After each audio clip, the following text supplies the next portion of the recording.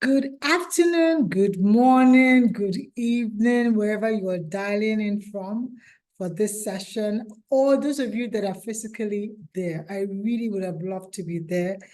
But when EduLab 360 invited me, they unfortunately, my travel schedule would not allow me to be there, but I really wanted to be there. My name is Jane Nkechi Egerton. I am the MD CEO of NIGEComSat, the communication satellite provider for Nigeria. And I'm proud to let you know that I grew up and I was actually, that's where they gave birth to me was in Ajegunle. So Ajegunle in Apapa in Lagos State is somewhere that is very close and dear to my heart. And I say this because over 20 years ago, when I was still living in Ajegunle, just like many people that were listening to me, I almost thought that a lot of the things which I dreamt about was impossible. The reason I am making every effort to communicate and connect to the community is because I love to share my story, because this is my gift to the little Jane or the little Nkechi that was in Ajegunle. This is what probably kept me going. And this is what I would have loved to do for that little Nkechi or the little Jane. So congratulations. One of your own is doing well, is doing marvelous things. And it's good to say and tell this story because I also want you to let the little ones know to also be confident that all the work you're doing is not in vain. I think one success is our success. One story that has delivered or is showing is enough to inspire all of us to do the same. So I wanted to start by putting that congratulations out there because I think it's all our success. And that's why I'm here today speaking to you. But there's something that comes to mind when I was told to speak to the team. It's something my dad used to tell me. Because in those days when I lived in Ajegunle, we didn't have much. And I think what we really cared about was, just the basics to be able to feed the family. Just even feed the family once a day. But my father used to always tell us that education is the key. And he made every effort to make sure that we got a good education, even when we lived in Ajegunle. I remember sleepless nights, my father would be awake, just reading so that I can stay awake and read. Because he knows if he was awake reading that newspaper, I am motivated to keep reading those textbooks. And he used to always say this phrase about he was a self-made man. And I know when he used to say it, I used to kind of be like tricked by it, by like, what does he mean by he was a self-made man? Nobody is a self-made man.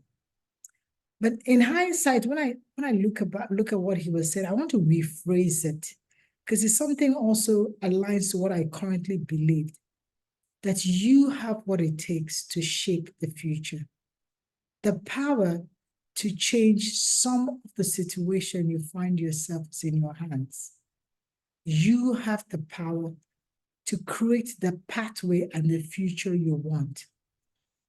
As owners of institutions, as educators, it's so important that you believe this and you can also pass it to children you influence. Because I think that's one of the key ingredients I rode on. Is because I believed I have the power to change my world.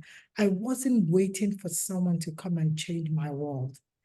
Now, it's clearly different. I couldn't control everything. There's not everything around me that I could control. I couldn't control if I ate or I didn't eat during the day, those times.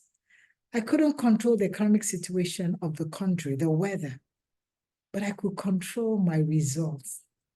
And that awareness made me study hard, made me want to do well in my academics, made me consider education as that tool which it could be. And I am here today. It was opportunity, it was hard work, and loads of God's grace. I can tell you I did not have a sponsor. In most cases, I wished, I was that little girl wishing there was some rich uncle somewhere that could come and take away all the pain. But in a way, I'm very happy that didn't happen. Because if I told you this story, I would have been quoting him. And I say this story because I think you have a lot to shape the future of those you are taking care of. You are leaders, setting examples in Ajegunle. And it's so important that you believe that. And the people you influence, you lead, those children, those young ones, you pass that information to them. They shouldn't feel like the case is hopeless and there's nothing to do about it. They should be empowered to do what they can. And the ones they cannot control, it's okay. But focus on the one you can control. It doesn't mean the pain will go away. And there's a book I read that really gave me that impetus to keep doing it. Norman Vincent Peale, I think, As a Man Thinketh. And it clearly says, the way you think is the way it will be. As a man thinketh, so it is. If you start to see opportunities and think positive, in a very funny way, it tends to happen that way.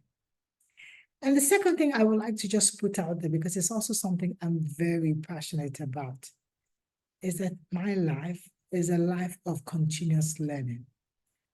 So I really want to say congratulations, because I want to believe all of you as educators, owners of institutions, probably think that way. That is so important. You never feel like you've arrived. There's always new technology, new information. The way you stay abreast, the way you stay above the pile, the way you keep leading the pack is to keep being informed, keep being educated, making sure that it is a continuous learning process. We are in the knowledge world, like we say, the information technology world. What will make people stand out? What will be that goal? Because now we're saying machines can automate almost everything, even artificially think like humans. But what it wouldn't have is that critical thinking of humans. And the only way to keep evolving and developing and setting yourself apart is making sure that you're focused on continuous learning. So I want to applaud you for taking this step, but also encourage you that for me is the key if we want to shape our future. I know I'm not there with you. I would love to be, and I'm looking for a session that I can actually be there with you. But I want to encourage all of you. Hopefully we'll find one way or the other we will collaborate, because I really love, my heart is in Ajegunle. Those that know me know that the things I do is because I feel like my journey cannot be told without Ajegunle. I am here today because of that environment. I call myself a product of grace, but I think that environment helps shaping that. And I love to share that story because I know that in one way or the other, that story gets to be told to the little Jane, or the young Jane, or the aspiring Jane that still is in Ajegunle. So I'm looking forward for opportunities to collaborate. Thank you so much for making it to this session. And I hope we will stay connected in one way or the other. For those of you on social media, connect with me. I love to stay connected with you. Thank you and God bless.